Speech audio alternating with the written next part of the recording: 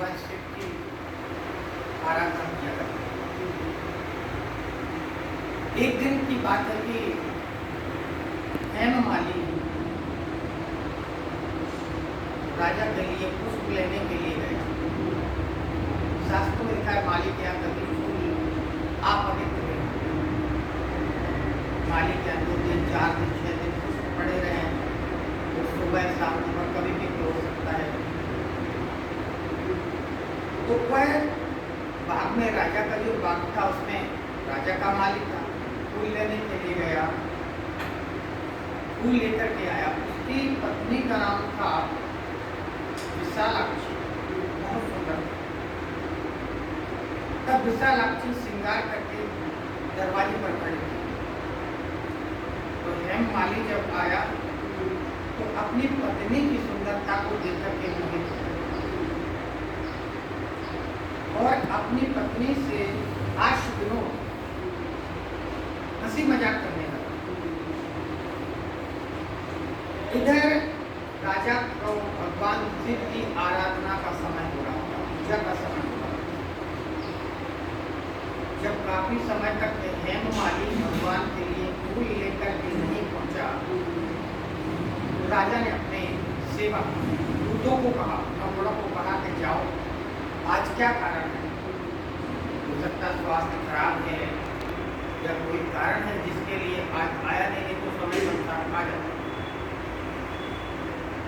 तो राजा के सेवक हेममालिनी के घर पहुंचते हैं तो देखते हैं कि वह अपनी पत्नी के साथ बैठे हुए हंसती हुई बातें कर रहा है। जब हेममालिनी ने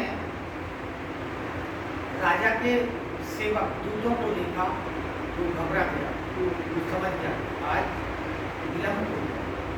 उसने पुष्प उठाए और राजा के पास जाकर के क्षमा याचना भी की। राजा ने कहा, अरे तूने मेरे प्रभु की पूजन में विलंब किया है, मैं तुझे श्राप देता हूँ कि तू कुष्ठ रोग से पीड़ित हो जा, रोगी हो जा। राजा का श्राप देते ही हेममालिनी के शरीर में फोड़ हो गया। हेममालिनी इधर उधर भटकने लगा। उसकी पत्नी भी उसके साथ रहती। एक दिन ये चलते चलते मार्कंडेय ऋषि के आश्रम में आ जाते हैं। मार्कंडेय जी ऋषि को प्रणाम करते हैं और कहते हैं कि प्रभु आप अंतर्यामी हैं, सब जानने वाले हैं, वयोवृद्ध हैं, कृपया करके मुझे इस श्राप से कैसे उद्धार होगा वह बतलाने की कृपा करें। इस प्रकार कहकर के हेममालिनी महर्षि मार्कंडेय जी के चरणों में पड़ गया। तब मार्कंडेय जी ने कहा कि किस भाव के कारण मुझे ऐसा हुआ है। तब हेममालिनी ने बताया कि मैं कुबेर का सेवक और मैं राजा की, मेरे राजा भगवान शिव के बहुत बड़े भक्त हैं।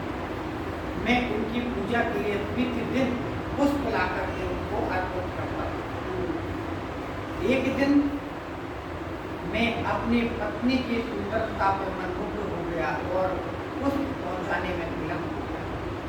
इसके कारण मुझे राजा ने श्राप दे दिया और कहा है कि स्त्री का वियोग सहेगा, इसलिए मैं स्त्री का वियोग और इस कुष्ठ रूपी शरीर को लेकर के दुख को भोग रहा। महर्षि आप इस दुख से दूर करने का कोई सरल उपाय बतलाइए। तब मार्कंडेय जी ने कहा, हे हेममालिनी मैं तुझे बताता हूँ, आषाढ़ कृष्ण पक्ष एकादशी जिसे योगिनी एकादशी, यदि तू नियम के पूर्वक इस व्रत को करता है तो निश्चय ही तेरी काया सुंदर हो जाएगी। ऐसा कहने के अनुसार हेममालिनी इस व्रत को किया और इस व्रत के करने के प्रभाव से, पुण्य के प्रभाव से वह स्वर्ग को गया। बोलिए विष्णु भगवान की जय, वृंदावन बिहारी लाल की जय।